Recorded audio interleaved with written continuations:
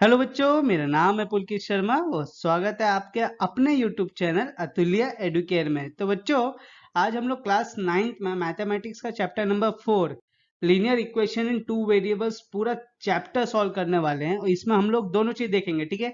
उसके जितने भी कॉन्सेप्ट है वो भी देखेंगे और उसके साथ साथ जो भी उसके एक्सरसाइजेस है वो भी सॉल्व करने वाले हैं, ठीक है। और ये सब हम लोग टोटल चैप्टर कितने में खत्म कर देंगे? सिर्फ 2 घंटे में खत्म कर देंगे। जो 2-3 दिन लगता है उसको सिर्फ हम लोग 2 घंटे में खत्म कर देंगे, ठीक है। तो शुरू करते हैं बच्चों। तो शुरुआत करने से पहले आप हमें ज्वाइन कर सकते हो हमारे टेलीग्राम चैनल में। हमारे टेलीग्राम चैनल का नाम है अतुल्य एडुकेयर और ये चैनल जाके ज्वाइन करो। क्यों? क्योंकि जितने भी लेक्चर्स यहाँ पे होते हैं बच्चों, उन सब के पीडीएफ नोट्स यहाँ पे आपको अपलोड हो जाएंगे। ओके, तो आप यहाँ पे जाके डाउनलोड कर सकते हो। और उसके साथ आपके अपने यूट्यूब चैनल को सपोर्ट करने के लिए इस यूट्यूब चैनल को सब्सक्राइब करिए, वीडियो को लाइक करो, शेयर करो, बेल आइकन दबाओ फॉर न्यू नोटिफिकेशंस, ठीक है। चलो अभी शुरू करते हैं। अब देखो, लीनियर इक्वेशन टू वेरिएबल्स जो क्लास 9 का टॉपिक है, इसके पहले आपने क्लास 8 में एक टॉपिक पढ़ा था linear equation in one variable, ठीक है। कि लीनियर इक्वेशन वन वेरिएबल का जो स्टैंडर्ड फॉर्म है वो क्या होता है? वो होता है sir ax plus b equal to 0। Very good. तो यहाँ पे जैसे कि बोला गया है linear equation in one variable, इसका मतलब ऐसा इक्वेशन जिसमें एक ही वेरिएबल हो, ठीक है। सबसे पहले ये बताओ कि इक्वेशन होता क्या है। एकदम बेसिक से चलेंगे, ठीक है। एकदम बेसिक से चलेंगे कि ऐसा एक बार में समझ लेंगे कि अगली बार तुम लोग को समझने की जरूरत ही ना पड़े, ठीक है। इसलिए पेन और कॉपी लेके बैठो। ओके, चलो। तो देखो, सबसे पहले इक्वेशन का मतलब क्या है? इक्वेशन का मतलब कि ऐसा एक्सप्रेशन जब उसमें इक्वल टू 0 लग जाएगा, सो that will become the equation, ठीक है। तो यहाँ पे जो ax प्लस बी है वो क्या था? एक्सप्रेशन है। आपने पॉलिनोमियल में पढ़ा होगा कि ax प्लस बी क्या एक्सप्रेशन है। जब इसमें इक्वल टू लग जाएगा तो क्या हो जाएगा? दैट विल बिकम इक्वेशन, ठीक है। तो इक्वेशन समझ में आ गया। अब क्या लिखा है इसमें? Linear equation in one variable, तो एक ही वेरिएबल होना चाहिए। तो यहाँ पे एक वेरिएबल क्या है? वो x है, ठीक है। और बोला है लीनियर। लीनियर मतलब क्या? जो वेरिएबल दिया हुआ है उसका डिग्री क्या होगा? हमेशा 1 होगा, ठीक है। इसीलिए कि कोई भी अगर ऐसा इक्वेशन हो जिसका वेरिएबल एक ही हो, उसमें डिग्री 1 हो, तो उस इक्वेशन को क्या बोलेंगे हम? Linear equation in one variable, ठीक है बच्चों। अब देखो, जैसे कि यहाँ पे हमने एक एग्जांपल लिया है 2x प्लस 3 इक्वल टू 0।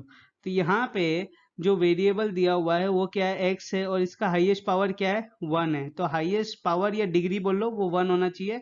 और वेरिएबल क्या है? x है, तो उसको क्या बोलेंगे हम? उसको उस और इक्वल टू 0 है, तो इसका मतलब that equation is the linear equation in one variable, ठीक है। ये होता हो गया वन वेरिएबल की बात। मगर अभी हम लोग आगे हैं 8 से 9, हम हो गए हैं प्रमोद, हम हो गए हैं बड़े, ठीक है। तो हम लोग क्या पढ़ेंगे सर? हम लोग पढ़ेंगे linear equation in two variable. तो चलो भाई वही पढ़ते हैं। तो जैसे कि ax प्लस बी है standard form of linear equation one variable, तो लीनियर इक्वेशन टू वेरिएबल का स्टैंडर्ड फॉर्म क्या है? वो है ax plus B Y equal to C, ठीक है। और we can say ax plus B Y plus C equal to 0, where x and y are what? X and y are the two variables, ठीक है। and a comma b and c are what? They are the real numbers, ठीक है। और यहाँ पे एक condition है। Condition क्या है? यहाँ पे ये कंडीशन है, ठीक है। कंडीशन हमेशा याद रखना। यहाँ पे कंडीशन क्या है सर? यहाँ पे एक कंडीशन ये है कि जो a और b रियल नंबर है ना, उन दोनों में से कोई एक ही इक्वल टू 0 हो सकता है, ठीक है। और कोई एक इक्वल टू नॉट 0 हो सकता है। समझ में आया? इसका मतलब दोनों में से कोई एक ही नॉट इक्वल टू 0 होगा। ओके, तो यहाँ पे जैसे कि क्यों ऐसा होगा? क्योंकि देखो, a के साथ वेरिएबल क्या है? x है, और b के साथ क्या है? Variable y। अगर दोनों में से दोनों भी इक्वल टू 0 हो गए, जैसे यहाँ पे मैं बोलूँ कि a और b दोनों इक्वल टू 0 हो गए, तो यहाँ पे फिर वेरिएबल का वैल्यू कैसे निकलेगा आगे जाके? ठीक है। तो x और y का अगर वैल्यू निकालना हो तो उन दोनों में से दोनों वेरिएबल में से किसी एक वेरिएबल का कोएफिशिएंट 0 नहीं होना चाहिए, चाहे कुछ भी हो जाए, ठीक है। तो इसलिए यहाँ पे a comma b is not equal to 0, ठीक है, एटलीस्ट 1, कोई एक 0 नहीं होना चाहिए। ओके, अब ये कंडीशन यहाँ पे भी अप्लाई करती है जो मैं आपको बताया नहीं। देखो यहाँ पे ax plus b equal to 0 दिया हुआ है, ठीक है, और यहाँ पे एक ही वेरिएबल है तो उसका कोएफिशिएंट क्या है a, तो यहाँ पे compulsory a is not equal to 0, a कभी इक्वल टू 0 हो ही नहीं सकता, ये ऐसा कंडीशन है। ओके, अगर a इक्वल टू 0 हो गया तो हम यहाँ पे x की वैल्यू निकाल पाएंगे, नहीं निकाल पाएंगे। तो यहाँ पे अभी हमें अगर वेरिएबल की वैल्यू निकालनी हो वन वेरिएबल में, तो उसके लिए जो उसका कोएफिशिएंट हो कभी भी 0 नहीं हो सकता, ठीक है। तो आपको ये समझ में आ गया linear equation in two variable क्या होता है, उसका स्टैंडर्ड फॉर्म कैसे होता है। उसको दो तरीके से लिख सकते हैं, स्टैंडर्ड फॉर्म याद रखना। पहला है X plus B Y equal to C, ठीक है, जिसमें दो variable X and Y A B C are the three real numbers. और linear equation three variable two variable क्यों बोलते हैं हम, क्योंकि दोनों वेरिएबल की हाईएस्ट डिग्री क्या है, हाईएस्ट डिग्री है 1, ठीक है। और इसको या तो ax plus B Y equal to C के फॉर्म में लिख सकते हैं, और we can write in ax plus B Y plus C equal to 0। और नॉर्मली आपको ये वाला फॉलो किया जाता है, ठीक है, टीचर आपसे ये वाला फॉलो करवाएगी। ओके, चलो अब आगे इतना ही था, ठीक है। अब हम लोग करेंगे एक्सरसाइज 4.1, जैसे जैसे क्वेश्चंस आएंगे वैसे वैसे हम लोग और देखते जाएंगे, ठीक है। अब देखो एक्सरसाइज 4.1 में सबसे पहला क्वेश्चन क्या दिया हुआ है, the cost of the notebook is twice the cost of the pen, ठीक है। तो जो नोटबुक की कॉस्ट है वो पेन की कॉस्ट से 2 गुना ज्यादा है, ठीक है। यहाँ पे क्या लिखा है, write the linear equation in two variable to represent the statement. तो यहाँ पे आपको जो स्टेटमेंट दिया हुआ है उसको आपको लीनियर इक्वेशन टू वेरिएबल के फॉर्म में लिखना है। ओके, इसका मतलब जो भी इंग्लिश स्टेटमेंट दिया हुआ है यहाँ पे आपको उसको मैथमेटिकल इक्वेशन में लिखना है। ओके, तो यहाँ पे क्या दिया है, take the cost of notebook to be rupees x and that of a pen to be rupees y, ठीक है। तो हम लोग कॉस्ट ऑफ द नोटबुक को एक्स लेंगे और पेन को वाई ले लेंगे। तो यहाँ पे the cost of the pen will be y and the cost of the notebook will be x. अब स्टेटमेंट क्या दिया हुआ है, स्टेटमेंट है the cost of a notebook is twice the cost of a pen. तो यहाँ पे अब देखो कैसे कन्वर्ट किया जाता है कि इंग्लिश स्टेटमेंट को मैथमेटिकल इक्वेशन में, वो आज ध्यान से देखो, ठीक है। यहाँ पे क्या दिया है, कॉस्ट ऑफ अ नोटबुक। तो कॉस्ट ऑफ अ नोटबुक क्या है, यहाँ पे एक्स है, तो यहाँ पे क्या लिखेंगे हम, एक्स। आई क्या लिखा है, इज मतलब क्या, इज मतलब अगर उसको मैथमेटिकल इक्वेशन में लिखेंगे that will be equal to, ठीक है। आगे क्या लिखा है, twice the cost of a pen. तो twice the cost of a pen मतलब 2 into cost of the pen, cost of the pen is y, ठीक है। तो आपका जो इक्वेशन बना है वो बना है x इक्वल टू 2y। अगर इसको मैं और अच्छे से लिखूं तो क्या लिख सकता हूँ, x minus 2y equal to 0। क्या ये लीनियर इक्वेशन टू वेरिएबल है, हाँ है। कैसे पता चला सर, ये 3 कंडीशन इसके सेटिस्फाई करता है। कैसे, कि सबसे पहले कि ये इक्वेशन है, ये इक्वल टू है, ऊपर से ये 2 वेरिएबल है एक्स और वाई, और दोनों वेरिएबल की जो डिग्री वो क्या है, लीनियर है, मतलब 1 है, ठीक है। तो इसीलिए ये लीनियर इक्वेशन है, 2 वेरिएबल है। उसके साथ जो कंडीशन है कि इनका जो कोइफिशिएंट होगा एक्स और वाई दोनों का क्या होना चाहिए, नॉन जीरो होना चाहिए, तो इन दोनों का नॉन जीरो है। ओके, चलो अभी नेक्स्ट क्वेश्चन करें आप, समझ में आ गया ना। चलो अब देखो नेक्स्ट क्वेश्चन क्या दिया है, express the following linear equation in the form of X plus B Y plus C. ये standard form of linear equation two variable दिया है, जो भी इक्वेशन दिया है नीचे उसको इस फॉर्म में एक्सप्रेस करना है, ठीक है। और ये इक्वेशन से हमें बताना है कौन सा, इसको कंपेयर करके बताना है स्टैंडर्ड फॉर्म से हर एक इक्वेशन को, कि इनमें से कौन सा ए बी और सी होगा। ओके, तो सबसे पहले ये जो दिया हुआ है इसको हमें किस फॉर्म में लिखना है, A X plus B Y plus C equal to 0 के फॉर्म में, ठीक है। तो यहाँ पे इसको कैसे लिख सकते हैं, ये जो दिया हुआ है 9.353535, इसको अपोजिट साइड लेके जाना पड़ेगा।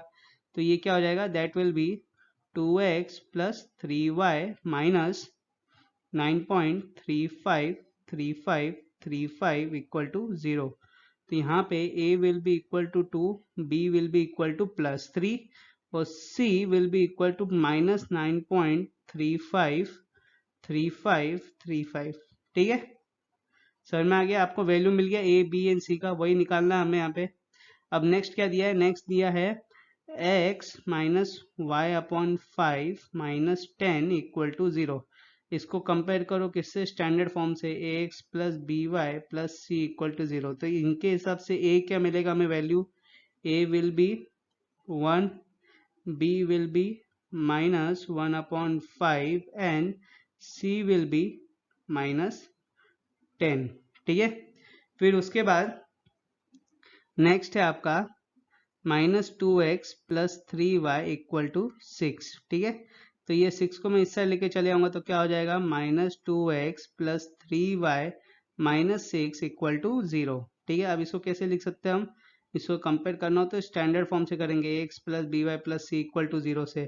तो यहाँ पे a क्या होगा, a will be minus 2, b will be plus 3 and c will be minus 6। Okay, समझ में आ गया। ठीक है, चलो अब नेक्स्ट क्वेश्चन देखिए हम लोग। अब देखो नेक्स्ट क्वेश्चन क्या दिया हुआ है, x इक्वल टू 3y दिया हुआ है, तो इसको कैसे लिख सकते हैं, इसको लिख सकते हैं x minus 3y equal to 0। अब इसको कैसे फॉर्म में लिखना है, इसको लिखना है हमें ax plus B Y plus C equal to 0। तो ये तो c प्लस सी की इसमें नहीं लिखा हुआ है, तो इसको कैसे लिख सकते हैं हम लोग, अगर सेम टू सेम हमें स्टैंडर्ड फॉर्म के इसमें लिखना हो तो x minus 3y plus 0 equal to 0। तो यहाँ पे अगर मैं ए बी सी का वैल्यू पूछूं तो क्या आएगा, तो a will be equal to 1, b will be equal to minus 3 and c will be equal to 0। ये क्यों लिखा है हमने, ये इसलिए लिखा है इक्वेशन सिर्फ दिखाने के लिए कि ये स्टैंडर्ड फॉर्म जैसा लिखा हुआ है। ठीक है, वरना आप डायरेक्टली भी a b और c का वैल्यू लिख सकते हो। ओके, अब देखो नेक्स्ट क्वेश्चन, यहाँ पे 2x इक्वल टू माइनस 5 है, ये सब इजी इजी क्वेश्चन है। ठीक है बच्चों, 2x plus 5y equal to 0। ठीक है, अब इसको स्टैंडर्ड फॉर्म में लिखो, ax plus B Y plus C equal to 0। तो इधर 2x plus 5y plus 0 equal to 0 के फॉर्म में लिख सकते हैं। तो यहाँ पे a क्या हो जाएगा, a will be 2, b equal to plus 5 and c will be equal to 0। ठीक है, यहाँ पे अगला दिया है 3x plus 2 equal to 0। Okay, तो यहाँ पे ये इसको किस फॉर्म में लिखना है, इसको लिखना है A X plus B Y plus C के फॉर्म में लिखना है। ठीक है, उसमें से फिर ए बी और सी का वैल्यू निकालना है। तो यहाँ पे सबसे पहले इसको लिखने के लिए क्या दिया हुआ है, यहाँ पे ए दिया हुआ है, सी दिया हुआ है, बी नहीं दिया हुआ है, तो यहाँ पे बी का लिखना पड़ेगा। तो क्या लिखेंगे हम, 3x plus 0 into y plus 2 equal to 0। तो यहाँ पे a will be equal to 3, b will be equal to 0 and c will be equal to plus 2, and this is the value of the linear equation in two variable a b and c। Okay, समझ में आ गया। चलो अभी next question देखिए हम लोग। अब देखो ये लास्ट दो क्वेश्चन है एक्सरसाइज 4.1 का, फिर 4.1 आपका खत्म, फिर हम लोग करेंगे 4.2। ठीक है, अब देखो क्या दिया हुआ है यहाँ पे, y माइनस 2 इक्वल टू 0 दिया हुआ है। अब इसको कैसे लिखना है, हमें स्टैंडर्ड फॉर्म में लिखना है पहले, सबसे पहले, फिर उसमें से a और b c की वैल्यू निकालनी है। ठीक है, तो इधर हमारे पास x नहीं दिया हुआ है।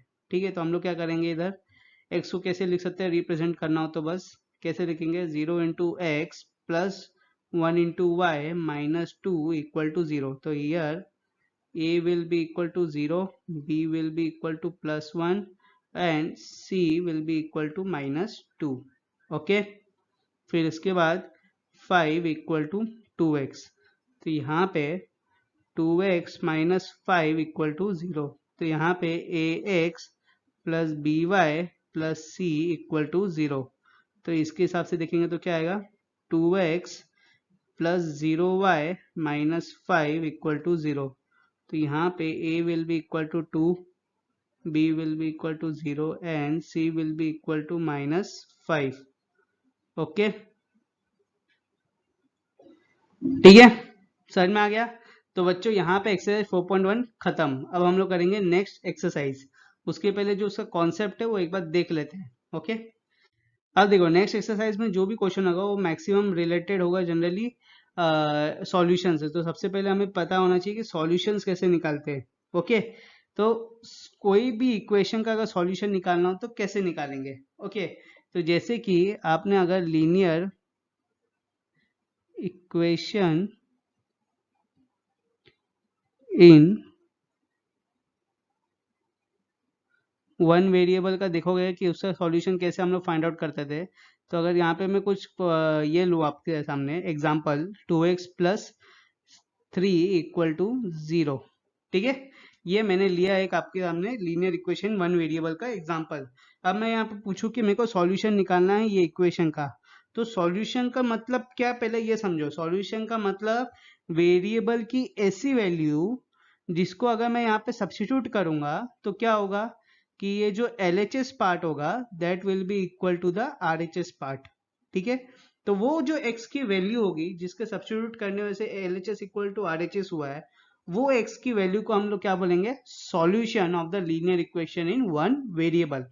ओके, तो यहाँ पे अब वो कैसे पता चलेगा, वो पता चलेगा जैसे कि इधर 2x प्लस 3 दिया है 0, यहाँ पे सॉल्व करने से, ठीक है, सिंपली। तो यहाँ पे क्या करेंगे 2x इक्वल टू -3 कर देंगे, तो x क्या हो जाएगा, x इक्वल टू -3/2। तो ये क्या है, ये आपकी x की वैल्यू आई है, ठीक है। अब ये कैसे पता चलेगा कि ये जो वैल्यू आई है यही सॉल्यूशन होगी ये इक्वेशन की।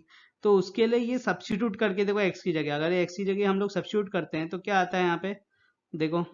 अगर इसको बोलते हैं हम लोग वेरीफाई करना, ठीक है, कि हम लोग वेरीफाई करके देखते हैं। तो यहाँ पे 2 इंटू -3/2 प्लस 3 इक्वल टू 0, तो यहाँ पे क्या हो रहा है 2 2 कैंसल, तो यहाँ पे -3 प्लस 3 इक्वल टू 0, तो that will be 0 equal to 0। तो यहाँ पे हो गया ना LHS equal to RHS। Okay, so इसका मतलब ये जो -3/2 है x की value that is the solution of the linear equation in one variable. Same apply for the linear equation in two variable, ठीक है। उसमें कैसे फाइंड आउट करते हैं, वो सेम टू सेम अप्लाई होगा ऐसे ही जैसे यहाँ पे किया हमने, बस हल्का सा एक चेंज है। क्या है वो मैं बताता हूँ, मेथड में चेंज है, कॉन्सेप्ट यही है, ठीक है। तो वहां पे देखो, अब अगर मैं एक ये लूं कि भाई 3x plus 6y equal to 12, ये आपका दिया हुआ है एक लीनियर इक्वेशन टू वेरिएबल, ठीक है। अब इसमें जो सॉल्यूशन आएगा, जैसे कि यहाँ पे वन वेरिएबल में एक ही सॉल्यूशन था तो x या y हमें मिल जाता था, यहाँ पे दो सॉल्यूशन आएंगे हमें, ठीक है, क्योंकि दो वेरिएबल है तो दो सॉल्यूशन आएंगे। तो यहाँ पे हम लोग कैसे लिखेंगे, यहाँ पे लिखने का उसका फॉर्मेट होगा, वो क्या होगा, x कॉमा वाई के फॉर्म में लिखेंगे, ठीक है। अब इसको क्या बोलते हैं, इसको बोलते हैं हम लोग पेयर, ठीक है। और यहाँ पे क्या होगा, जो x की वैल्यू आएगी वो पहले इसमें आएगी और y की वैल्यू बाद में आएगी, ठीक है। इसी फॉर्म में ये लिखा जाएगा। अब निकालते कैसे, सबसे पहले ये समझो, इसका मेथड समझो कि इसको निकालते कैसे हैं। ओके, इसमें क्या करेंगे हम लोग, ये कंसीडर कर लेंगे कि इसमें जो दोनों में से एक की वैल्यू है वो क्या है, वो एक, दोनों में से एक की वैल्यू को हम लोग कंसिडर, मतलब कुछ भी कंसिडर करेंगे, उससे क्या होगा दूसरे की वैल्यू हमें पता चलती आएगी, ठीक है। तो जैसे कि यहाँ पे x और y दो वेरिएबल दिए हैं, तो यहाँ पे let suppose x equal to 2, ठीक है, मैंने x की वैल्यू ले ली 2, ठीक है, ये मैंने सपोज की, ये मेथड है सॉल्व करने का। तो मैं क्या करूंगा, x की जगह में 2 सब्स्टिट्यूट करूंगा, तो 3 into 2 plus 6 into y equal to 12। Okay, तो यहाँ पे क्या होगा 6 प्लस 6y इक्वल टू 12। तो यहाँ पे 6y will be equal to 12 minus 6, ये प्लस 6 इससे जाएगा तो -6 हो जाएगा, तो 6y will be equal to 6, y will be equal to +1, ठीक है, समझ में आ गया। तो यहाँ पे मेरे को जब मैंने x2 सब्स्टिट्यूट किया तो मेरे को y की वैल्यू क्या मिली, 1 मिली। अब मेरे को ये जानना है कि अगर ये दोनों सॉल्यूशन है कि नहीं, कैसे पता चलेगा, दोनों का सब्स्टिट्यूट करके देख लो यहाँ पे x और y के टर्म में। अगर LHS इक्वल टू RHS आ गया, इसका मतलब अगर 12 इक्वल टू 12 आ गया तो क्या हो जाएगा कि 3 and 2 sorry x and y का जो वैल्यू आया that is the solution of the linear equation, ठीक है। और आपने यहाँ से निकाला तो तो आपका लीनियर इक्वेशन का सॉल्यूशन यही है, ठीक है। जनरली वेरीफाई करने की जरूरत पड़ती नहीं, मगर आप कर सकते हो, श्योरिटी के लिए कर सकते हो, मगर जनरली पड़ती नहीं है। ओके, क्योंकि आप लोगों ने यहाँ से ही निकाला इसका सॉल्यूशन, तो इसकी वैल्यू तो इक्वेशन से ही तो निकाली है, ठीक है। बस ये देख लेना कि आपने जो किया है, जो आपने जो आपने सॉल्व किया है, जो भी एडिशन सब्ट्रैक्शन जो भी किया है अंदर सॉल्व, वो एकदम सही होना चाहिए, स्टेप्स एकदम सही होने चाहिए, ठीक है। अगर सॉल्विंग में कुछ गलती कर दिए तो फिर रॉन्ग हो सकता है, इसलिए बोलता हूँ कि रीचेक करने के लिए एक बार डाल के कर सकते हो, ठीक है। तो यहाँ पे अब हम कैसे लिखेंगे इसका सॉल्यूशन, ये लिखेंगे x कॉमा वाई के फॉर्म में लिखना है, तो यहाँ पे हो जाएगा +2 comma +1, this will be the solution of this equation. Okay, समझ में आ गया? ठीक है, चलो अब एक्सरसाइज 4.2 करते हैं हम लोग। अब देखो एक्सरसाइज 4.2 में यहाँ पे which one of the following option is true and y. ठीक है, तो यहाँ पे इक्वेशन दिया हुआ है y equal to 3x plus 5। ठीक है, हमें ये बताना है कि जो y equal to 3x plus 5 है, इससे कितने इक्वेशन हो सकते हैं। या तो इसका एक इक्वेशन हो सकता है, सॉरी इसके कितने सॉल्यूशन हो सकते हैं, सॉरी कितने सॉल्यूशन हो सकते हैं, या तो एक सॉल्यूशन हो सकता है, या तो दो सॉल्यूशन हो सकता है, या तो इन्फिनिट मैनी सॉल्यूशन हो सकते हैं। तो कितने सॉल्यूशन हो सकते हैं यहाँ पे, जितनी बार हम एक वैल्यू को सब्स्टिट्यूट करते जाएंगे उतने सॉल्यूशन इसके बनते जाएंगे। फॉर एग्जांपल अगर मैं इधर x इक्वल टू 1 लूंगा तो यहाँ पे फिर y की कुछ वैल्यू आएगी। ठीक है, ये पहला सॉल्यूशन हो गया हमारा। फिर उसके बाद अगर मैं x की वैल्यू 2 ले लूँ तो यहाँ पे फिर से y की कुछ वैल्यू आएगी। ठीक है, फिर उसके बाद अगर x की वैल्यू मैं 3 ले लूँ तो जैसे जैसे एक वेरिएबल की वैल्यू चेंज करते जाऊंगा वैसे वैसे दूसरी वेरिएबल की वैल्यू चेंज होती जाएगी। तो इसका मतलब हमें नए नए सॉल्यूशंस मिलते जाएंगे। ठीक है, और ये तो चलते जाएगा क्योंकि नंबर्स तो कभी खत्म होते नहीं है। तो इसका मतलब इसके कितने सॉल्यूशंस हो सकते हैं, इसके हो सकते हैं इनफिनाइट सॉल्यूशंस। ठीक है, ये तो चलते आएगा। ओके, तो आंसर इज 3 करेक्ट। ठीक है,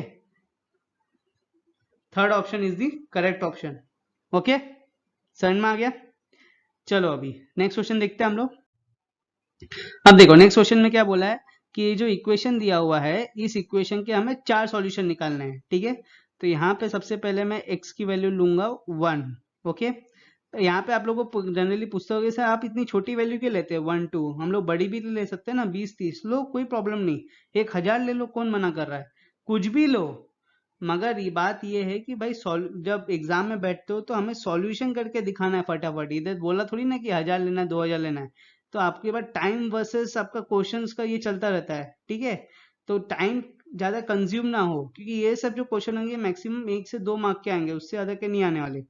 ठीक है, ये फैक्ट बता दे रहा हूँ, 1 से 2 मार्क के आएंगे, उससे ज्यादा नहीं आएंगे। तो इसलिए इसमें टाइम घलाने से अच्छा है कि इसमें छोटे छोटे वैल्यू लो एक के और निकालते जाओ फटाफट। ओके, अब देखो यहाँ पे x इक्वल टू 1 लिया है तो सब्स्टिट्यूट करो, तो 2 into 1 plus Y equal to 7। So 2 plus Y equal to 7, so y will be equal to 7 minus 2, so y will be equal to 5। ठीक है, तो पहला जो निकला है वो क्या है, इसको कैसे लिखते हैं हम लोग, x कॉमा वाई के इसमें लिखते हैं। ओके, तो पहला क्या निकला हमारे पास 1,5। ठीक है, अब सेकेंड निकालते हैं हम लोग, तो x इक्वल टू अगर 2 लूंगा तो क्या आ जाएगा 2 into 2 plus Y equal to 7, तो 4 plus Y equal to 7, y equal to 3। तो सेकेंड क्या है हमें, सेकेंड है हमें 2,3। ठीक है, फिर थर्ड लेता हूँ मैं x इक्वल टू 10 ले लेता हूँ। चलो ठीक है, 2 into 10 plus Y equal to 7, so that will be 20 plus y equal to 7, y will be equal to 7 minus 20, तो y will be equal to minus 13। अब माइनस आंसर आ सकता है कि नहीं, कुछ भी आ सकता है, नंबर है भाई, कुछ भी आ सकता है आंसर। ठीक है, आंसर आना इंपॉर्टेंट है। ओके, और इम्पोर्टेंट क्या है कि भाई इसको जब मैं सब्स्टिट्यूट करूँ इक्वेशन में, जो आंसर आया -13 उसको सब्स्टिट्यूट करूँ, x को सब्स्टिट्यूट करूँ। ठीक है, जो वैल्यू आया उसको अगर उस वेरिएबल की जगह सब्स्टिट्यूट करूं तो वो LHS इक्वल टू RHS आना चाहिए, मतलब 7 इक्वल टू 7 आना चाहिए। अगर वो नहीं आ रहा तो गलती हो रहा है, वरना कुछ भी आएगा तो चलेगा। ठीक है, सिर्फ आंसर आना चाहिए। तो यहाँ पे 10 कॉमा -13। ठीक है, फिर उसके बाद फोर्थ क्या है, फोर्थ यहाँ पे x इक्वल टू मैं ले लेता हूँ 3, तो यहाँ पे 2 into 3 plus Y equal to 7, तो यहाँ पे 6 प्लस वाई इक्वल टू 7, तो यहाँ पे y will be equal to 7 minus 6 that is equal to 1। Okay, तो यहाँ पे फोर्थ आया है 3 कॉमा प्लस 1। ओके, ये आपके हो गए 4 इक्वेशन, ये 4 सॉल्यूशन हो गए ये इक्वेशन के। ओके, चलो अभी नेक्स्ट क्वेश्चन करें हम लोग। अब देखो नेक्स्ट क्वेश्चन क्या दिया हुआ है, pi X plus Y equal to 9, ठीक है। तो यहाँ पे अब मैं y की वैल्यू लेता हूँ 1, ओके। तो यहाँ पे x की निकलती आएगी, तो pi X plus 1 equal to 9, so pi X will be equal to 8, x will be equal to 8 upon pi, ठीक है। तो पहला क्या आया मेरे को, first we got 8 upon pi comma 1, okay. अब नेक्स्ट देखो, नेक्स्ट क्या आएगा, y इक्वल टू 2 लेते हैं, तो इधर pi x plus 2 equal to 9, so pi x will be equal to 7, x will be equal to 7 upon pi, so that will be 7 upon pi comma 2. Third क्या आएगा, third will be y equal to 3, so pi x plus 3 equal to 9, so pi x will be equal to 6, x will be equal to 6 upon pi, तो third will be 6 upon pi comma 3, fourth क्या है, y equal to 4, तो pi X plus 4 equal to 9, तो pi X will be equal to 5, X will be equal to 5 upon pi, ठीक है। तो यहाँ पे फोर्थ आया मेरे को solution 5 pi comma 4, okay. And this are the four solution of this particular equation, okay. चलो अभी नेक्स्ट क्वेश्चन करें हम लोग।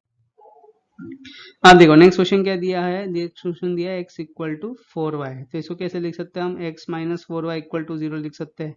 अब यहाँ पे कुछ भी लो, x की वैल्यू ले लो 2, तो यहाँ पे क्या आएगा, 2 माइनस 4y इक्वल टू 0, तो यहाँ पे 2 इक्वल टू 4y, तो y will be equal to 1 upon 2, ठीक है।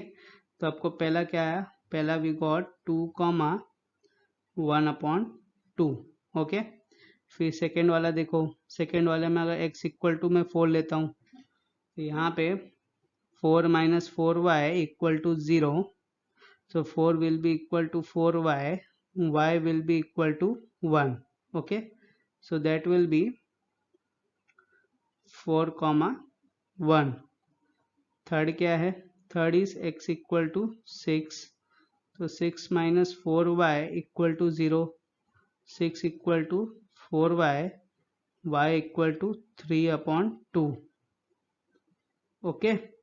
So that will be 6 comma 3 upon 2। फिर उसके बाद फोर्थ क्या है, x इक्वल टू 8, तो सब्स्टिट्यूट करो, 8 माइनस 4y इक्वल टू 0, तो y will be equal to 2, okay. तो fourth will be 8 comma 2, and this are the four solution of this particular equation, okay. समझ में आ गया।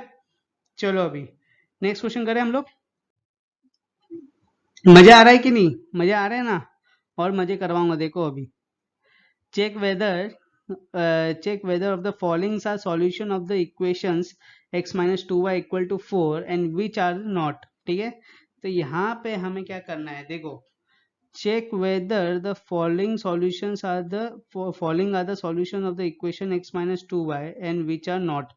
तो यहाँ पे हमें सॉल्यूशन दिया हुआ है, हमें ये बताना है कि क्या ये, यहाँ पे हमें एक पेयर दिया हुआ है, ठीक है, x कॉमा वाई का एक पेयर दिया हुआ है, और हमें ये बताना है क्या ये पेयर ये इक्वेशन का सॉल्यूशन है।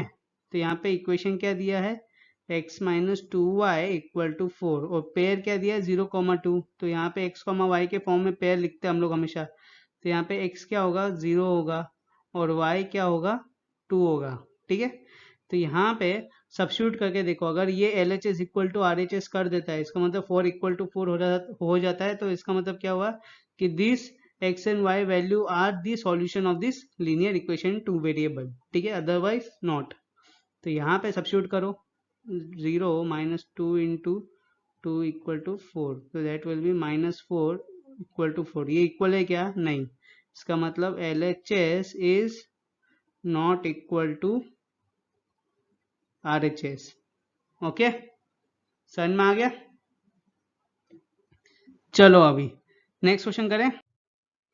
अब देखो यहाँ पे x क्या दिया हुआ है 2, y क्या दिया है 0, तो यहाँ पे x minus 2y equal to 4, तो यहाँ पे 2 minus 2 into 0 equal to 4. So 2 is equal to 4 है क्या? नहीं. इसका मतलब LHS इक्वल टू RHS है क्या? है क्या बच्चों? नहीं ना. तो इसका मतलब ये भी सॉल्यूशन नहीं है. ठीक है. नेक्स्ट देखो, x equal to 4, y equal to 0. ठीक है. तो यहाँ पे x minus 2y equal to 4. तो यहाँ पे 4 minus 2 into 0 equal to 4. So 4 is equal to 4. इसका मतलब LHS is equal to the RHS. That means this order pair is the solution of this particular equation. Okay? समझ में आ गया? चलो अभी नेक्स्ट क्वेश्चन करें हम लोग. अब देखो नेक्स्ट क्वेश्चन क्या दिया है. x equal to plus root two और y इक्वल टू प्लस 4√2. ठीक है. तो ये दिया x minus 2y equal to 4. तो यहाँ पे सब्स्टिट्यूट करो. तो √2 minus 2 into 4√2 equal to 4. Okay. तो यहाँ पे √2 माइनस 8√2 इक्वल टू 4. यहाँ पे √2 कॉमन ले लूंगा तो क्या आएगा? 1 माइनस 8 इक्वल टू 4. तो √2 में से -7 इक्वल टू 4. ये इक्वल टू है क्या? नहीं है ऑब्वियसली. इसका मतलब LHS इक्वल टू RHS हुआ क्या बच्चों? नहीं हुआ. ठीक है. समझ में आ गया? ओके. चलो अभी नेक्स्ट क्वेश्चन करें हम लोग. अब देखो नेक्स्ट क्वेश्चन क्या दिया है. x इक्वल टू 1 दिया है, y इक्वल टू 1 दिया है. ठीक है. तो यहाँ पे x minus 2y equal to 4 substitute करो. 1 माइनस 2 इंटू 1 इक्वल टू 4. ये तुम लोग देख के पता लगा लोगे. ठीक है. ये तो मैं करके से बता रहा हूँ तुम लोग को, मगर देख के ही पता चल जाएगा. Okay. Okay. This is again the not solution of this particular equation. Okay. अब देखो फोर्थ क्वेश्चन क्या दिया हुआ है एक्सरसाइज 4.2 का, कि यहाँ पे वैल्यू ऑफ के निकालना है जिसमें x और y की वैल्यू दी हुई है और ये सॉल्यूशन दिया हुआ है. ठीक है. तो सॉल्यूशन क्या है दिया है? 2x plus 3y equal to 7 और x और y की वैल्यू दी हुई है. तो हम लोग क्या करेंगे, इसमें से सब्स्टिट्यूट करना है. x की जगह 2 और y की जगह 1 equal to 7, sorry equal to k. तो 4 plus 3 equal to k, 7 is equal to k. So the value of k is 7. समझ में आ गया? चलो तो अभी हम लोग समझेंगे graphical representation of linear equation two variables. ठीक है. कि कोई भी एक लीनियर इक्वेशन टू वेरिएबल्स दिया हो तो उसको ग्राफिकली कैसे हम लोग प्रेजेंट कर सकते हैं. ठीक है. तो अब देखो अभी तो जो भी हमने सीखा था वो हमने क्या किया था? वो हमने किया था एल्जेब्रिकली, वो हमने किया था सॉल्व करके. ठीक है. अब वही चीज हम लोग ग्राफिकली रिप्रेजेंट करेंगे. ओके. जैसे कि यहाँ पे मैं अगर एक लीनियर इक्वेशन ले लूं x plus Y equal to 9. ठीक है. ये एक लीनियर इक्वेशन टू वेरिएबल है. तो इसको ग्राफिकली कैसे रिप्रेजेंट करेंगे हम लोग? इसको ग्राफिकली इसके जो पॉइंट्स है, इसके जो सॉल्यूशन है उसको रिप्रेजेंट करेंगे. ठीक है. कैसे करेंगे वो? सबसे पहले हम लोग इसके सॉल्यूशंस कैसे निकालते हैं, आपको पता ही कैसे निकालते हैं सॉल्यूशंस. अभी हमने पढ़ा था कि भाई यहाँ पे कोई भी एक वेरिएबल को हम लोग क्या ले लेंगे, उसका कोई भी एक वेरिएबल का हम लोग वैल्यू लेंगे, उससे दूसरा वेरिएबल हम लोग निकालते जाएंगे. तो यहाँ पे अगर एक वेरिएबल ले लिया x का 1, तो यहाँ पे y क्या हो जाएगा? y will be equal to 8. तो ये एक सॉल्यूशन मिल गया. अब अगर ऐसे ही x इक्वल टू मैं 2 ले लूँ तो y क्या हो जाएगा? y will be equal to 7. अब इसको लिखते कैसे? इसको लिखते हम लोग एक टेबुलर फॉर्म में. ओके. ये टेबल बनाएंगे हम लोग और मैक्सिमम 2 रीडिंग्स ले सकते हो. ठीक है. 2 सॉल्यूशन निकाल सकते हो, 2 से ज़्यादा भी निकाल सकते हो, मगर 2 ठीक है. ओके. यहाँ पे x, यहाँ पे y. अगर मैं यहाँ पे x को 1 लूंगा तो y क्या आएगा? मेरे को 8 आएगा. अगर वही x को मैं 2 ले लूंगा तो y क्या आएगा? y मेरे को आएगा 7. ओके. समझ में आ गया? अब यहाँ तक तो हम लोग करते थे. अब हमें क्या करना है? इसको ग्राफिकली रिप्रेजेंट करना है. यही चीज को हमें, ये जो सॉल्यूशन आया है इसको ही हमें ग्राफिकली रिप्रेजेंट करना है. तो उसके लिए क्या करेंगे हम लोग? एक ग्राफ ड्रॉ कर लेंगे. ओके.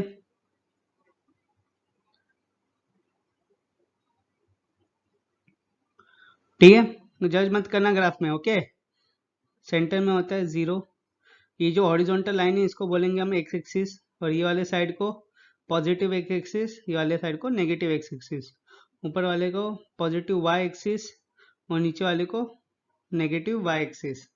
ठीक है, तो यहाँ पे रीडिंग लेते हैं 1 2, एक एक सेंटीमीटर में रीडिंग लेना। ठीक है, 3 4 5 6 7 8। ठीक है, यहाँ पे भी -1 -2 -3 -4 -5 -6। यहाँ पे 1 2 -1 -2 -3 -4 -5 -6, और यहाँ पे 1 2 3 4 5 6 7 8। ठीक है, 1 2 3 4 5 6 7 और 8। ठीक है, अब देखो यहाँ पे सबसे पहला क्या दिया हुआ है सॉल्यूशन, सबसे पहला दिया हुआ है 1,8। ठीक है, तो ये एक पॉइंट हो गया आपका 1,8। तो यहाँ पे 1 क्या है, 1 is the value of x and y and 8 is the value of y। ठीक है, तो x में क्या होगा, 1 होगा। ओके, तो ये 1 है, और y में क्या है, 8 है। तो ये कहाँ पे आएगा, ये आएगा यहाँ पे पॉइंट। ठीक है, तो ये पॉइंट आया यहाँ पे 1,8। वैसे ही ये दूसरा क्या है 2,7 है। अब इसको रिप्रेजेंट कैसे करेंगे हम लोग, x की जगह आएगा 2, x ये 2 रहा और ये रहा 7। ठीक है, तो ये हो गया आपका 2,7। ठीक है, अब जब इक्वेशन की ये ग्राफ ड्रॉ करोगे इक्वेशन का, तो वो क्या होगा, स्ट्रेट लाइन होगा। स्ट्रेट लाइन क्यों होगा, स्ट्रेट लाइन इसलिए होगा क्योंकि इसका जो स्टैंडर्ड फॉर्म होता है वो क्या होता है, लीनियर इक्वेशन 2 वेरिएबल का ax plus B Y plus C equal to 0, और वेरिएबल का हाईएस्ट डिग्री क्या होता है, 1 होता है। ठीक है, तो इसका मतलब क्या हो गया, जिस वेरिएबल का हाईएस्ट डिग्री लीनियर है तो इसका मतलब उसका ग्राफ क्या आएगा, that will be a straight line. Okay, और स्ट्रेट लाइन का क्यों स्ट्रेट लाइन, क्योंकि स्ट्रेट लाइन का जो फॉर्मूला होता है वो क्या होता है, y equal to M X plus C. ठीक है, और यहाँ पे जो x दिया हुआ है वो क्या है, हाईएस्ट 1 है। इधर भी जो y वेरिएबल है वो भी क्या है, 1 है। ठीक है, ये बात समझ में आ गया। तो हम लोग इसमें बेसिकली क्या कर रहे हैं, हम लोग कुछ नहीं, देखो जो तुम लोगों ने अभी तक निकाला है सॉल्यूशन, उसी सॉल्यूशन को, उसी पॉइंट को हमने रिप्रेजेंट किया है ग्राफिकली, और ये देखना है कि अगर वो पास करता है उस लाइन के थ्रू तो क्या हो जाएगा, that will be called as the solution of this linear equation. ठीक है, क्योंकि जो ग्राफ है ये स्ट्रेट लाइन क्या है, ये स्ट्रेट लाइन क्या रिप्रेजेंट करता है, ये स्ट्रेट लाइन रिप्रेजेंट करता है ये लीनियर इक्वेशन 2 वेरिएबल को। ठीक है, ये स्ट्रेट लाइन ही रिप्रेजेंट करता है ये लीनियर इक्वेशन 2 वेरिएबल को। तो अगर ये इसके ऊपर से ये ग्राफ अगर वो पॉइंट के ऊपर से लाई होके जाता है, पास होके जाता है, तो वो पॉइंट को हम लोग क्या बोलेंगे, then we will call it as a linear equation in 2 variable. ठीक है, sorry, solution of linear equation in 2 variable. समझ में आ गया। अब इससे रिलेटेड एक्सरसाइज जो 4.3 हम अभी सॉल्व करते हैं वो, ओके, और एक्सरसाइज 4.4 भी वैसा ही है। ठीक है, थोड़ा कॉन्सेप्ट चेंज है वो मैं आपको अभी बता देता हूँ। तो एक्सरसाइज 4.3 करते हैं हम लोग। अब देखो एक्सरसाइज 4.3 में जो सबसे पहला दिया हुआ है कि x plus Y equal to 4 है, तो यहाँ से सबसे पहले ये निकालो कि इसमें दोनों में से एक को सब्स्टिट्यूट करो। तो अगर x को मैं यहाँ पे 0 लेता हूँ, ठीक है, x को 0 लूंगा तो y कितना आएगा, y आएगा 4। ठीक है, और अगर मैं यहाँ पे x को चलो 4 ले लेता हूँ तो y कितना आता है, यहाँ पे 0 आता है। ठीक है, आप कुछ भी ले सकते हो। अब आप यहाँ पे कुछ बच्चे डाउट भी पूछेंगे कि डाउट भी पूछते हैं कि यहाँ पे सर 10-12 ऐसे नंबर ले ले, 2 डिजिट नंबर ले लो, कोई प्रॉब्लम नहीं। तो उसके हिसाब से जो ये ग्राफ होगा वो भी बढ़ते आएगा। ठीक है, अब यहाँ पे 2 एक्सिस होती है, यहाँ पे होती है एक एक्सिस और दूसरी होती है वाई एक्सिस। ठीक है, ये नेगेटिव, ये पॉजिटिव, ये पॉजिटिव, ये नेगेटिव। ठीक है, अब सेंटर में होगा 0,0, ओके, और यहाँ पे 1 2 3 4, यहाँ पे -1 -2 -3 -4 1 2 3 4, ये भी सब माइनस में होगा, ठीक है। और ये होगा आपका 1 2 3 4। ओके, तब यहाँ पे देखो सबसे पहले क्या आपका है, सबसे पहले आपका जो पॉइंट आया है वो है 0,4, ठीक है। तो यहाँ पे 0 एक्स एक्सिस में जीरो ये रहा, ठीक है। और वाई एक्सिस में क्या है 4 है, तो 0,4 पॉइंट आ गया इधर 0,4, ठीक है। दूसरा क्या है, दूसरा है 4,0। ओके, तो एक्स एक्सिस में क्या आ रहा है 4 जा रहा है, ठीक है। और वाई एक्सिस में 0 है, तो फिर एक्स एक्सिस में ये पॉइंट हो जाएगा 4,0।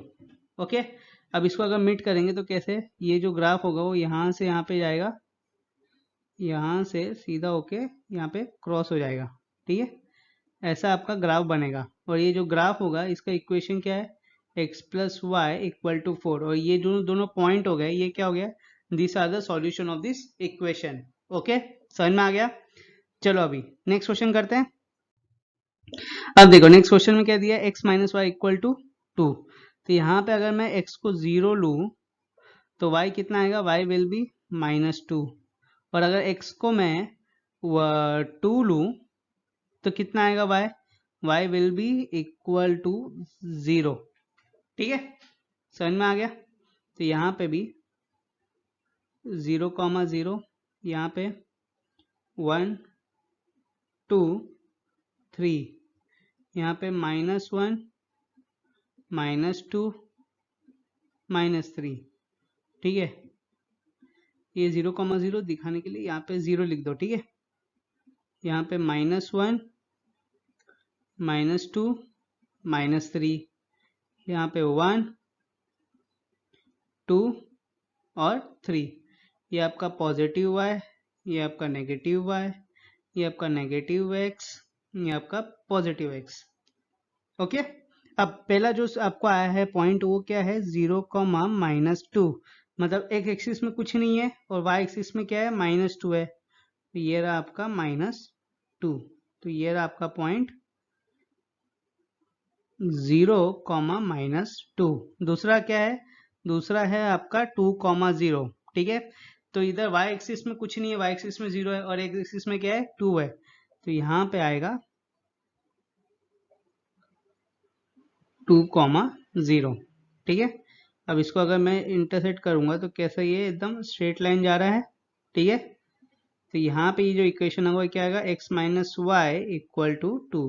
This is the graph of linear equation x minus y equal to 2, and the point which lie on this graph is called as the solution of this particular equation। समझ में आ गया, ठीक है। चलो अभी नेक्स्ट क्वेश्चन करें।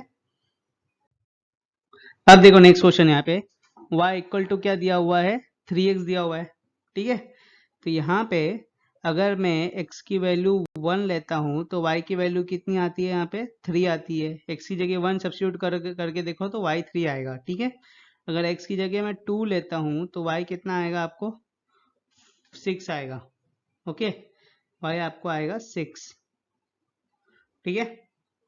तो यहाँ पे अगर मैं डालता हूँ तो यहाँ पे आएगा 1, बीच का आएगा 0 2 3, यहाँ पे -1 -2 -3 1 2 3, यहाँ पे 1 2 3 4 5 और थोड़ा और ऊपर करके 6, ठीक है।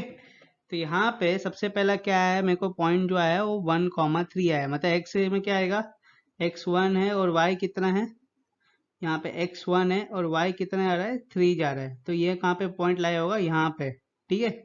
तो हम यहाँ पे क्या लिखेंगे, ओके। और इसमें ये आपका पॉइंट ये और यहाँ से आ रहा है ये वाला, ठीक है। तो this will be called as 1,3। अब दूसरा क्या है, दूसरा इज 2,6, ठीक है। तो यहाँ पे 2 ये रहा x एक्सिस में 2 और y एक्सिस में कहाँ पे 6 है, तो यहाँ पे आएगा ये पॉइंट। ठीक है, तो यहाँ पे क्या लिखेंगे हम लोग, okay, and this will B 2,6। Okay, जब ज्वाइन करेंगे तो कैसे दिखाई देगा, ये ऐसा टाइप का जा रहा है।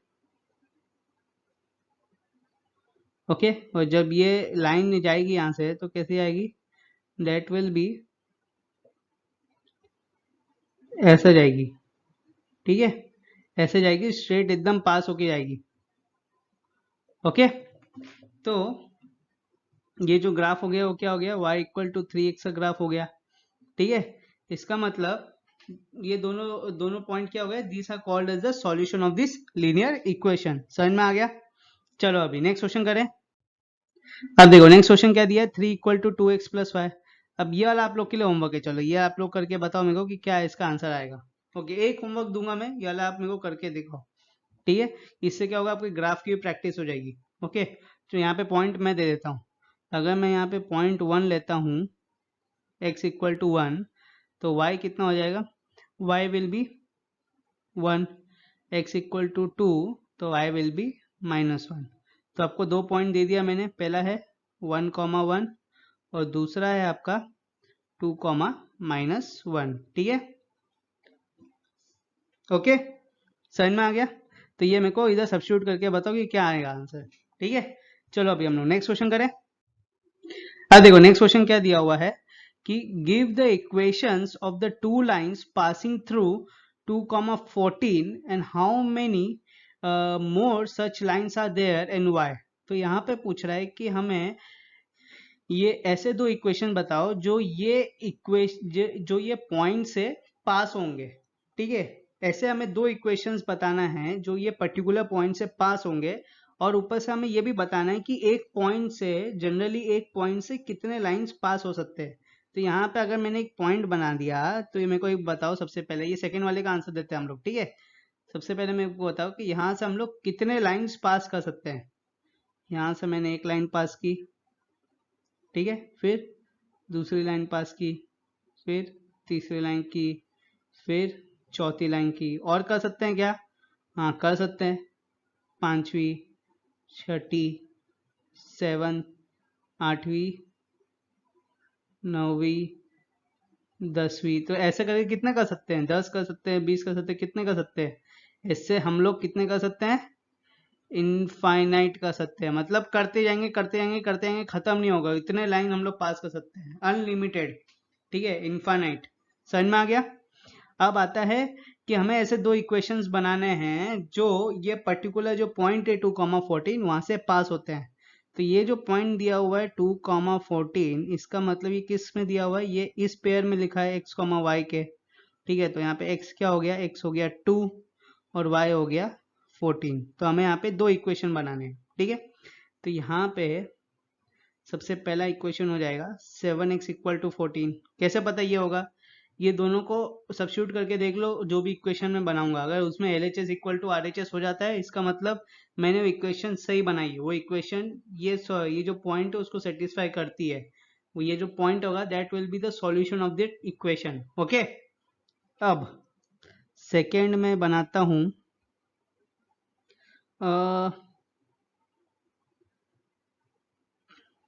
3x plus 8 equal to y। ठीक है, पहला क्या है, 7x इक्वल टू y है। ठीक है, दूसरा है 3x plus 8 equal to y। दोनों में x और y सब्स्टिट्यूट करके देख लो, LHS इक्वल टू RHS आएगा ही आएगा।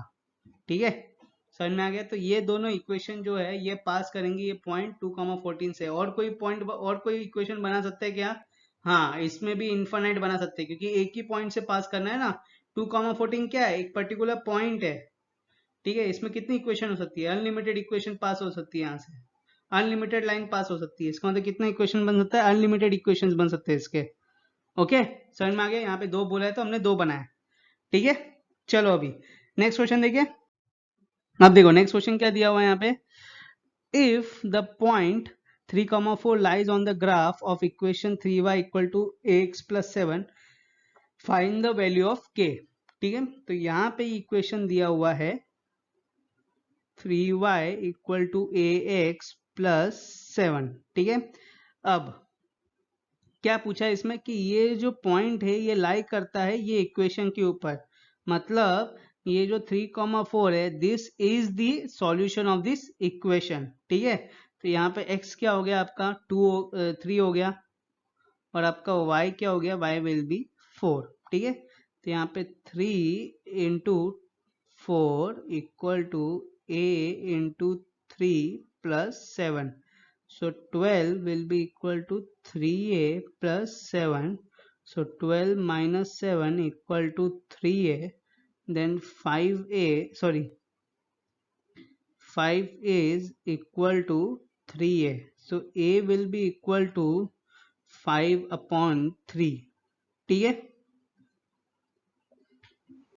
समझ में आ गया, ओके। तो ए की वैल्यू आपको मिल गई। चलो अभी नेक्स्ट क्वेश्चन करें बच्चों। अब देखो नेक्स्ट क्वेश्चन क्या दिया हुआ है, नेक्स्ट क्वेश्चन है आपका वर्ड प्रॉब्लम, ठीक है। क्या दिया हुआ है यहाँ पे, the taxi fare in the city as follows. तो टैक्सी फेयर है सिटी में, वो देखो कैसे फॉलो होता है कि जो फर्स्ट किलोमीटर है उसके लिए फेयर कितना है 8 रुपए, and for the subsequent distance it is 5 rupees per kilometre, ठीक है। तो इसके बाद जो नेक्स्ट किलोमीटर होते जाएंगे उसके लिए कितना है 5 रुपए बढ़ते आएगा, ओके। अब देखो क्या दिया हुआ है यहाँ पे, taking the total distance covered as x kilometre and total fare as ₹y, write the linear equation from this information and draw its graph, ठीक है। तो यहाँ पे हमें ये जो स्टेटमेंट दिया हुआ है उससे हमें निकालना है लीनियर इक्वेशन, और फिर उसके ग्राफ में उसको सब्स्टिट्यूट भी करना है, ओके। अब इसमें क्या दिया हुआ है, इसमें बोला कि जो डिस्टेंस कवर है वो कितना है x किलोमीटर, ठीक है। तो यहाँ पे डिस्टेंस कवर को हम लोग x किलोमीटर ले लेंगे, और टोटल फेयर कितना लिया है हमने y। अब समझो, अब इसमें क्या बोला है, जो फर्स्ट किलोमीटर रहता है फेयर का वो कितना है 8 रुपए है, और इसके बाद के जो सब्सिक्वेंट डिस्टेंस होंगे उसके लिए कितना लूंगा मैं 5 रुपए लूंगा, ठीक है। तो यहाँ पे हम लोग टोटल डिस्टेंस कितना कवर कर रहे हैं, x किलोमीटर कर रहे हैं, ठीक है। मगर अगर मैं ये पूछूं कि फर्स्ट टोटल डिस्टेंस कितना कर रहे हैं हम लोग x किलोमीटर कर रहे हैं, ठीक है।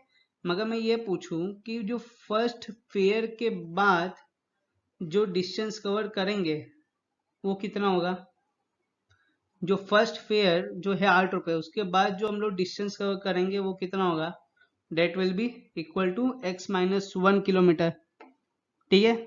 तो इसमें फेयर कितना लगेगा, इसमें कितना लग रहा था फर्स्ट फेयर के बाद, फर्स्ट किलोमीटर का कितना फेयर लग रहा था 5 रुपए लग रहा था, तो इसमें भी कितना लगेगा 5 इंटू x-1 किलोमीटर, ठीक है। अब देखो, अब यहाँ पे क्वेश्चन में स्टेटमेंट क्या दिया है कि टोटल फेयर, जो टोटल फेयर है वो क्या है, total fare is equal to the first kilometre distance plus the subsequent distance, तो वही क्या यहाँ पे, तो यहाँ पे टोटल फेयर क्या था y था, y is equal to first kilometre distance which is 8 plus first fare distance मिल गया plus fare after first kilometre distance, ठीक है। तो fare after first kilometre distance कितना होगा 5 इंटू x-1, ठीक है। तो इधर क्या हो जाएगा y equal to 8 plus 5x-5, ठीक है। So that will be y equal to 5x plus 3, ये आपको मिल गया इक्वेशन, ठीक है। अब यहाँ पे आपको क्या मिला 5 इक्वल टू 5x प्लस 3, ये आपको मिल गया, ठीक है। अब यहाँ पे आप टेबल बनाओ,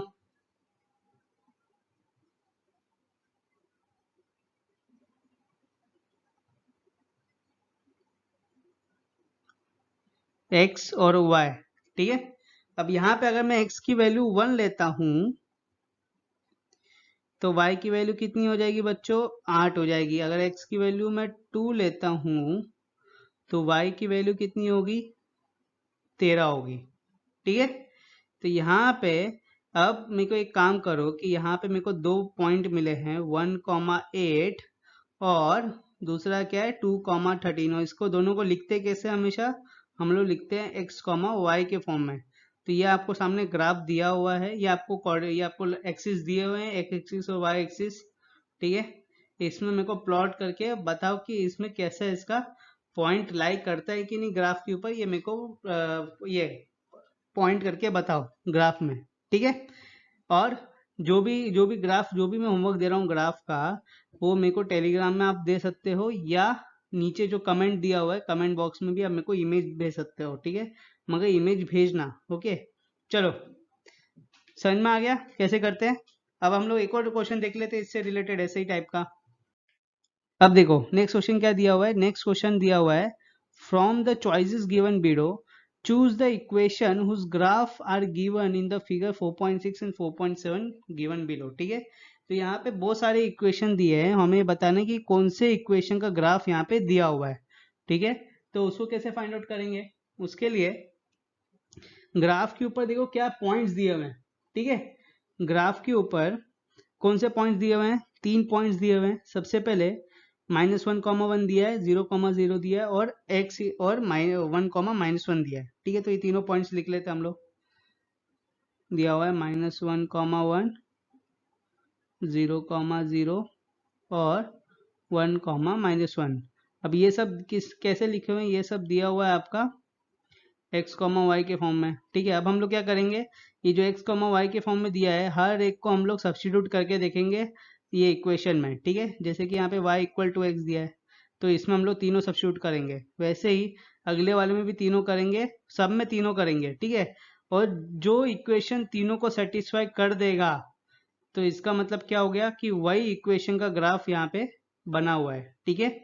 समझ में आ गया। ग्राफ एक ही है, मतलब इन चारों में से इक्वेशन भी एक ही होने वाला है, ओके। जो सेटिस्फाई करेगा तीनों पॉइंट्स को सेटिस्फाई करना ही चाहिए। ऐसे नहीं कि 2 पॉइंट को कर दियो, तीसरा पॉइंट को नहीं कर पाए। ऐसा क्यों, क्योंकि इसलिए क्योंकि हर एक पॉइंट ग्राफ के ऊपर लाई कर रहा है। और मैंने क्या बोला था कि जब एक पॉइंट ग्राफ के ऊपर लाई करता है, तो इसका मतलब वो पॉइंट क्या हो गया, that point will be called as the solution of that graph, ठीक है। या जो ग्राफ का लीनियर इक्वेशन है उसका सॉल्यूशन बोला जाएगा, ठीक है। तो ये तीनों क्या है, ये तीनों सॉल्यूशन है इन चारों में से कोई भी एक लीनियर इक्वेशन का, ओके। तो यहाँ पे जैसे y = x दिया है, तो इसमें करके देखो, इसमें पहले ही कैंसिल हो जा रहा है। इधर x दिया है -1 और इधर y दिया है 1, तो ये तो सेटिस्फाई नहीं करेगा, ठीक है। आप बोलते बोलते ही कर सकते हो। दूसरा क्या है, x + y = 1, तो यहाँ पे करो, यहाँ पे x -1 और y +1, तो -1 + 1 0, तो ये 0 = 0 हो गया। सेकेंड वाले में 0 = 0 फिर से हो गया ये सेटिस्फाई, ये दोनों सेटिस्फाई कर दिए हैं। तीसरा वाला देखते हैं, 1, -1, तो इसमें क्या है 1 + -1 = 0, तो 1 - 1 = 0, तो 0 विल बी इक्वल टू 0। तो इसका मतलब ये जो सेकेंड इक्वेशन सेटिस्फाई कर दे रहा है, ठीक है। तो ये ग्राफ का इक्वेशन क्या होगा, x + y = 0। This is the correct answer. बाकी का देखने की जरूरत ही नहीं है, क्यों, क्योंकि एक ही ग्राफ दिया हुआ है, तो चारों में से एक ही आंसर राइट होने वाला है, ठीक है, जो हो चुका है, ओके। तो सीधा आगे बढ़ो। अब देखो नेक्स्ट फिगर दिया हुआ है 4.7, ठीक है। इसमें जो 3 पॉइंट दिए हैं, जहां जो ग्राफ के ऊपर लाइक कर रहे हैं, वो है -1,3, दूसरा है 0,2, तीसरा है 2,0, ठीक है। अब ये आप लोग के लिए है होमवर्क, ठीक है। वैसे ही सेम टू सेम है, इसमें भी तीनों को एक एक में सब्स्टिट्यूट करके देखते जाओ, और अगर जो इक्वेशन तीनों तीनों को सेटिस्फाई कर दे, ठीक है, तो इसका मतलब क्या हो गया, इसका मतलब वो इक्वेशन विल बी वो इक्वेशन का ही ग्राफ इधर बना हुआ है, ठीक है। और ये इक्वेशन का तीनों सॉल्यूशन हो जाएंगे ये, ओके। चलो अब हम लोग नेक्स्ट क्वेश्चन करते हैं। अब देखो बच्चों, क्वेश्चन नंबर 6 दिया हुआ है, if the work done by a body on application of a constant force is directly proportional to the distance travel by the body, ठीक है। तो जितना वर्क डन होगा बॉडी से, उतना ही वो डायरेक्टली प्रोपोर्शनल किससे, डायरेक्टली प्रोपोर्शनल है distance travel by the body, okay, with application of a constant force, जहां फोर्स कांस्टेंट होगा, ओके। अब यहाँ पे आगे क्या दिया हुआ है, express this in the form of equation in 2 variables and draw the graph of the same by taking the constant force as 5 unit, ठीक है। तो यहाँ पे कांस्टेंट क्या हो गया आपका, 5 यूनिट्स हो गया force. Also read from the graph the work done when the distance traveled by the body is 2 units and 0 units. तो यहाँ पे पूछा हुआ है कि आगे जाके आपको ये बताना है कि कितना वर्क डन होगा जब डिस्टेंस ट्रेवल होगा बॉडी में, कितना 2 यूनिट्स और एक होगा 0 यूनिट्स। तो यहाँ पे हम लोग कंसिडर करते हैं, पहले वर्क डन को x ले लेते हैं, ठीक है, फिर डिस्टेंस को हम लोग ले लेंगे y। ओके, अब स्टेटमेंट क्या दिया, स्टेटमेंट ये है कि जो वर्क डन होगा बॉडी का that is directly proportional to the distance travel by the body, ठीक है, under the application of constant force. तो यहाँ पे क्या हो रहा है, जो x है that is directly proportional to the y, ठीक है। तो यहाँ पे कांस्टेंट क्या है, फोर्स है, तो x will be equal to k into y. यहाँ पे k क्या है, k is the constant force और इसका ये कितना दिया है यूनिट, 5 दिया हुआ है, तो x will be equal to 5y। Okay, ये आपका मिल गया इक्वेशन। अब यहाँ पे क्या दिया हुआ है, यहाँ पे आपको मिलेंगे पॉइंट्स, कैसे, देखो यहाँ पे क्या दिया हुआ है, यहाँ पे एक के पॉइंट्स दिए हुए हैं। यहाँ पे बोला हुआ है कि भाई distance travel by the body एक है 2 यूनिट्स और दूसरा दिया हुआ है 0 यूनिट्स। तो distance travel by the body, जब बॉडी एक डिस्टेंस ट्रेवल करता है, यहाँ पे 2 यूनिट का डिस्टेंस अगर बॉडी ट्रेवल कर रहा है तो उसमें कितना वर्क डन कर रहा है बॉडी, ये हमें बताना है पहले। तो पहले मैं यहाँ पे distance travel by the body क्या है, y है, तो यहाँ पे y दिया हुआ है सबसे पहला 2, तो यहाँ पे मैं सब्स्टिट्यूट करूंगा y2, तो x क्या मिल जाएगा मेरे को, x मिल जाएगा मुझे 10, ठीक है। तो जो पहला मिल गया मेरे को वो क्या है, दैट इज 10,2, ठीक है। अब दूसरा क्या है 0, अब यहाँ पे अगर मैं y की जगह 0 लिखूंगा तो x भी क्या हो जाएगा, x विल बी ऑल्सो 0। तो दूसरा पॉइंट क्या मिला मेरे को, 0,0, ठीक है। तो यहाँ पे मेरे को 2 पॉइंट मिल गए, एक मिल गया मेरे को 10,2 और दूसरा मिल गया 0,0। अब ये दोनों को मेरे को ग्राफ में प्लॉट करके बताना है कि कहाँ पे कैसे उसका ग्राफ प्लॉट होगा, ठीक है। तो यहाँ पे देखो, यहाँ पे क्या मिला है मेरे को, 10,2 है और 0,0 है, ठीक है। तो यहाँ पे 10 होना चाहिए, 1 2 3 4 5 6 7 8 9 10, ठीक है। और यहाँ पे क्या होगा, यहाँ पे होगा आपका 0,0, ठीक है। ये आपका सेंटर हो गया 0,0 और ये क्या है 10,2 और यहाँ पे क्या होना चाहिए 1 2, ठीक है। इतना ही देखेंगे हम, 2 3, तो ये 10,2 के लिए ये 2 हो गया आपका, कहाँ तक जाएगा, ये 10 तक जाएगा, तो ये 10 हो गया आपका, ओके।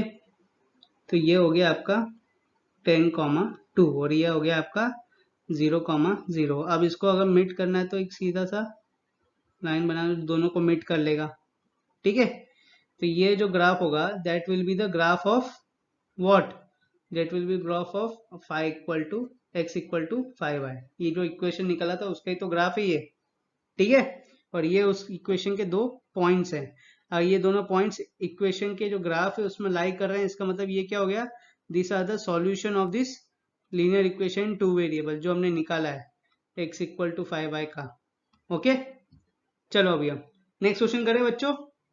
अब देखो नेक्स्ट क्वेश्चन दिया हुआ है, Yamini and Fatima, 2 students of class 9th of a school together contributed ₹100 towards the Prime Minister Relief Fund to help the earthquake victims, ठीक है। Write the linear equation which satisfy these data, you make their contribution as x rupees and y rupees। तो एक का हम लोग contribution ले लेंगे x, एक का ले लेंगे y। तो यहाँ पे हम लोग जो यामिनी ने कंट्रीब्यूट किया उसको ले लेंगे x और जो फातिमा ने किया उसको y, और दोनों ने मिलके कितना किया है, दोनों ने मिलके किया है 100, ओके। तो यहाँ पे अब हमें ग्राफ ड्रॉ करना है। अब ये बहुत सिंपल सा है, यहाँ पे सबसे पहले हम लोग टेबल ड्रॉ कर लेंगे, ठीक है।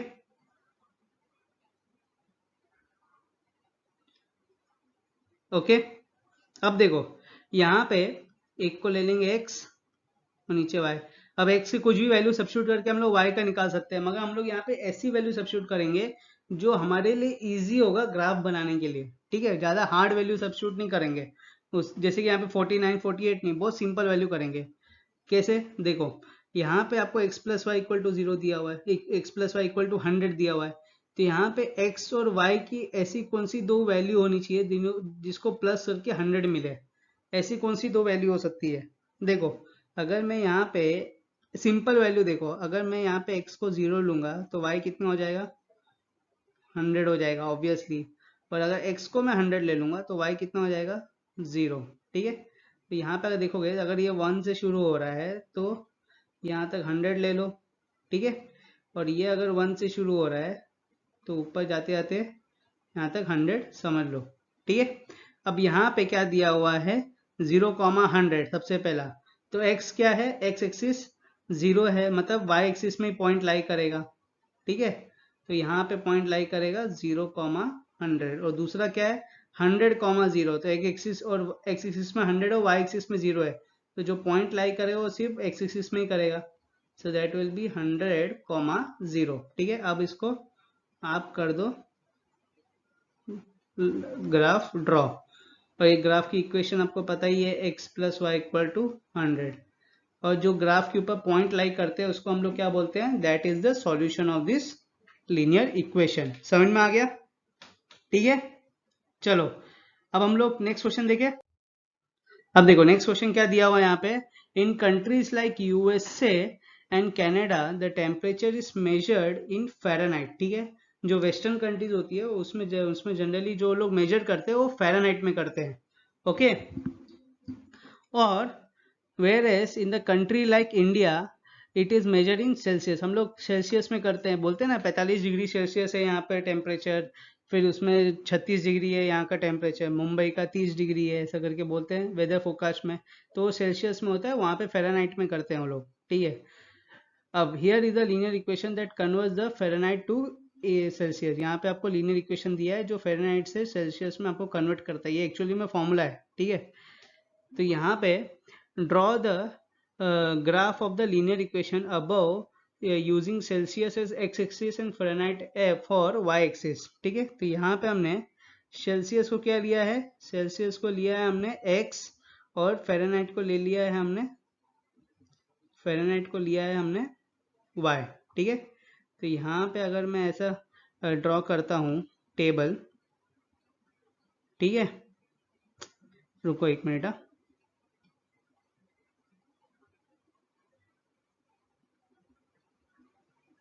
यहाँ पे मैंने एक टेबल ड्रॉ किया। ठीक है,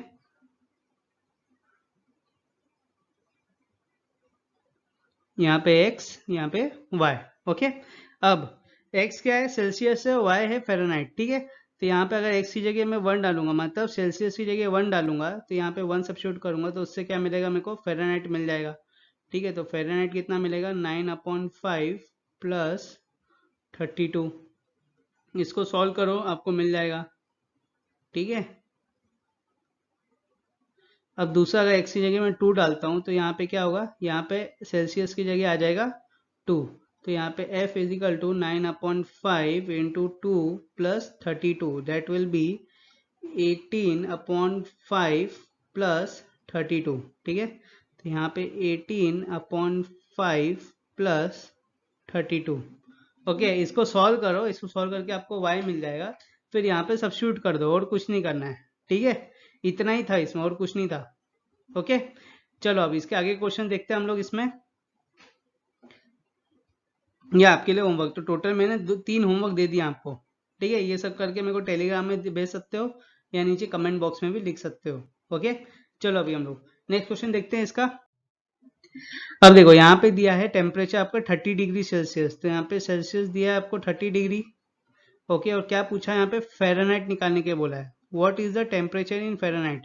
तो F equal to 9/5 into C plus 32 दिया हुआ है, तो यहाँ पे C की जगह आएगा 30। ठीक है, तो F will be equal to 9/5 into 30 plus 32, तो दैट विल बी 9 इंटू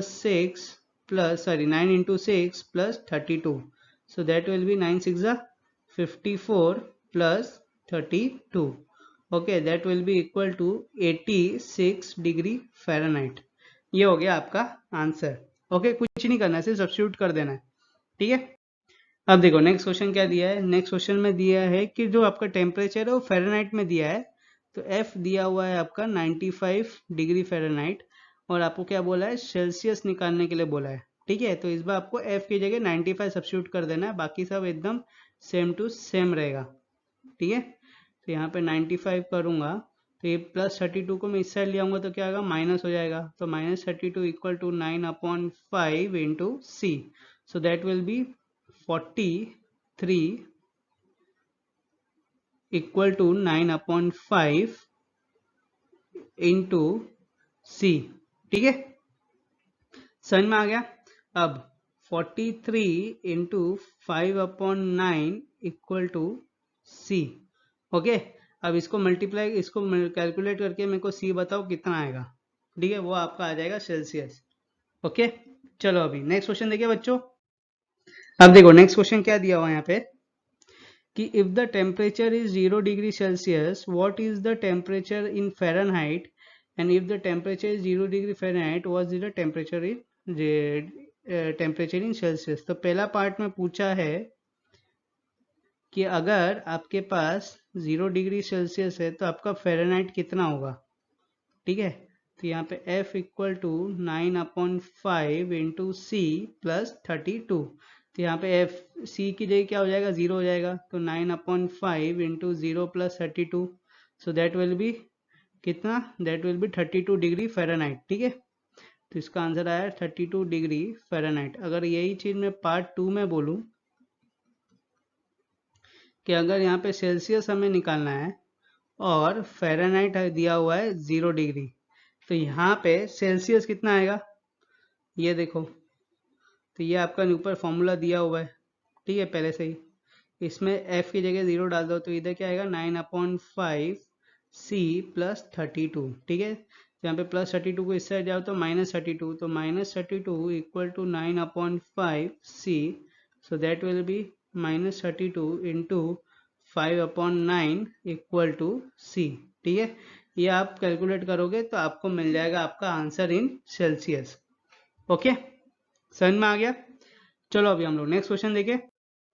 अब देखो नेक्स्ट क्वेश्चन क्या दिया है, is there a temperature which is numerically the same in both Fahrenheit and Celsius. तो यहाँ पे ये पूछा है कि क्या ऐसा कोई न्यूमेरिकली में कोई टेम्परेचर, ऐसा कोई नंबर है टेम्परेचर में जिसके उस, अगर उस टेम्परेचर में जाएगा तो फ़ारेनहाइट और सेल्सियस दोनों इक्वल हो जाएंगे, ये पूछ रहा है। तो हमें यहाँ पे वो नंबर निकालना है जिसके वजह, अगर उस टेम्परेचर में जाता है, कोई भी अगर जगह उस टेम्परेचर में जाएगा तो फ़ारेनहाइट और सेल्सियस दोनों इक्वल हो जाएंगे। ठीक है, तो यहाँ पे पहले से ही बोल के रखा है कि अगर सपोज करो कि Fahrenheit equal to Celsius equal हो गए, तो यहाँ पे हमने सपोज कर लिया कि Fahrenheit equal to Celsius equal हो गए। तो अब हम क्या करेंगे, इसको, इस वाली चीज़ को, कंडीशन को इधर सब्स्टिट्यूट कर देंगे। जहाँ पे फ़ारेनहाइट की जगह सेल्सियस लिख सकते हैं, तो Celsius equal to 9/5 c plus 32। ठीक है, अब यहाँ पे c क्या होगा, नीचे मल्टीप्लाई हो जाएगा दोनों तरफ। ठीक है, तो यहाँ पे 5c equal to 9c plus 32 into 5 will be 160। ठीक है, तो यहाँ पे -160 इस साइड चले आएगा, +5c इस साइड आ जाएगा, तो क्या आएगा यहाँ पे, -160 equal to 9c minus 5c, so -160 will be equal to the 4c, तो c will be equal to -160 upon 4, तो c will be equal to -40 degree Celsius. Okay, समझ में आ गया। तो जो 40 डिग्री सेल्सियस होगा, जो 40 डिग्री होगा ना टेम्परेचर, वही सेल्सियस में भी होगा और वही डिग्री फ़ारेनहाइट में भी होगा। ठीक है, समझ में आ गया।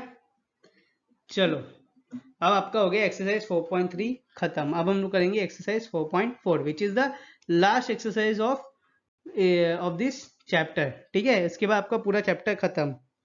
तो यहाँ पे देखो, अब देखो अभी हम लोग करेंगे exercise 4.4 and this is the last exercise of your chapter. ठीक है, ये चैप्टर आपका पूरा खत्म हो जाएगा 1.25 के, 1.5 घंटे के अंदर अंदर। मैंने 2 घंटा बोला था, 1.5 घंटे में खत्म। ठीक है, देखो अब लास्ट एक्सरसाइज में जो सबसे पहला क्वेश्चन दिया है वो क्या है, give the geometrical representation of y equal to 3 as an equation in 1 variable and in 2 variable. ठीक है, तो आपको ये जो इक्वेशन दिया है y इक्वल टू 3, इसका ज्योमेट्रिकल रिप्रेजेंटेशन देना है 1 वेरिएबल में भी और 2 वेरिएबल में भी। तो हमने 1 वेरिएबल में पढ़ा है कैसे देते हैं इसको। यहाँ पे एक लाइन खींचेंगे, ठीक है, बीच में नंबर लाइन बनाएंगे यहाँ पे। तो इधर आएगा -1, -2, -3, जितना इधर आएगा उतना ही इधर आएगा, 1 2 3, एंड इधर जो 3 दिया हुआ है that will be equal to y equal to 3, and this is the representation of your equation in one variable। अगर यही चीज मैं बोलूँ कि इसको 2 वेरिएबल में करना है जो नीचे दिया हुआ है, उसको कैसे करेंगे। तो देखो यहाँ पे सबसे पहले जो इक्वेशन दिया है y इक्वल टू 3, उसको हमें 2 वेरिएबल में करना पड़ेगा। उसको कैसे लिख सकते हैं हम लोग, 0 into x plus Y equal to 3 कर सकते हैं, ठीक है, दिखाने के लिए।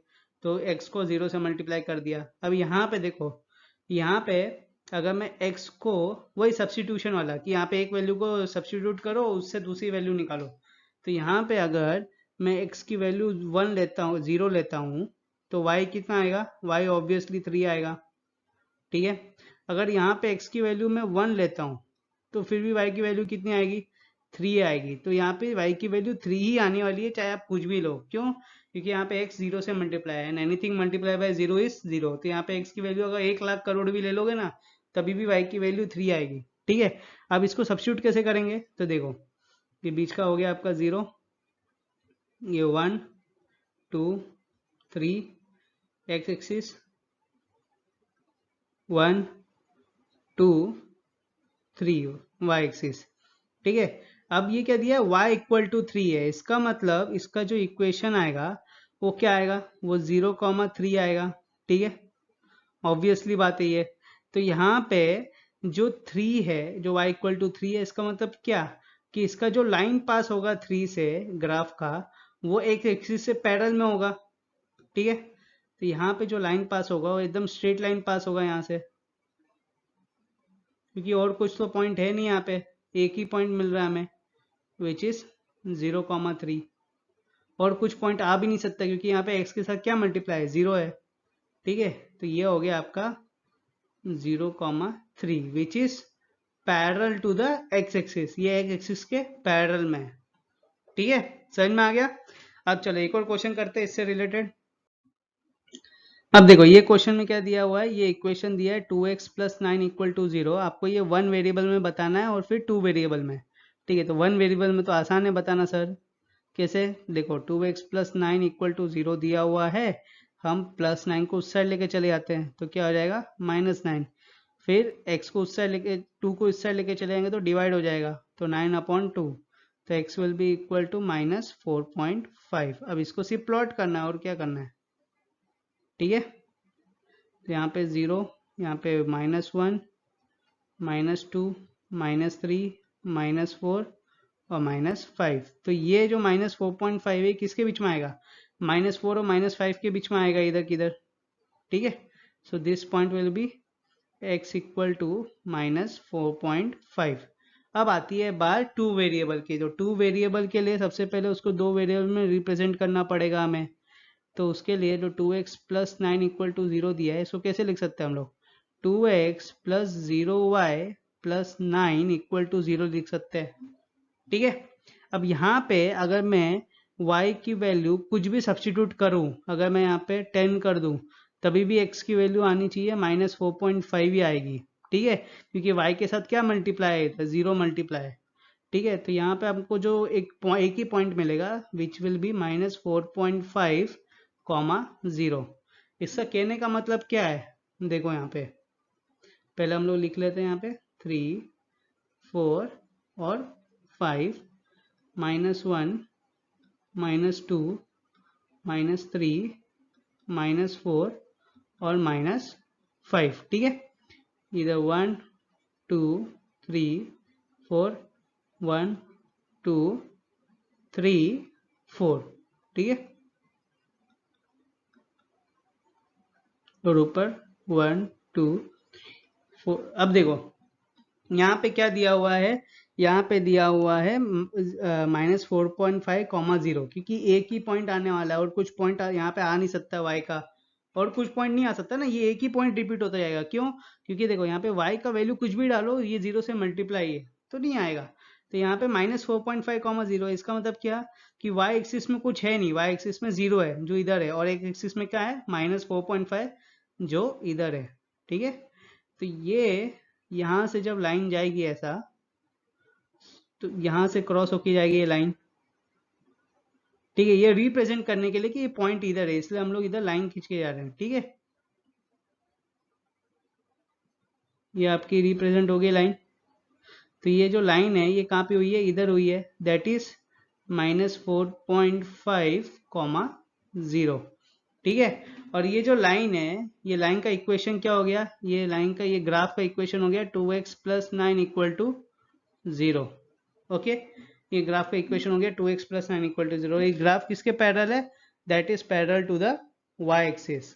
ठीक है, तो कभी भी बताना हो कि ये ग्राफ किसके पैरेलल है तो बता पाओगे ना, ये वाला graph parallel to y axis है, जो पहला वाला जो था that is parallel to x axis. ठीक है, इतना ही चीज है, बस यही बताना है कि कैसे उसमें ग्राफ ड्रॉ करना है। समझ में आ गया? चलो, तो बच्चों इसके साथ आज का जो चैप्टर है वो हम समाप्त करते हैं, ये पूरा खत्म हो चुका है। मिलेंगे अगले वीडियो में एक नए चैप्टर के लिए, एक नए चैप्टर के साथ। ठीक है, जब तक के लिए खुश रहो, सुरक्षित रहो और टेंशन फ्री रहो। ठीक है, चलो बाय।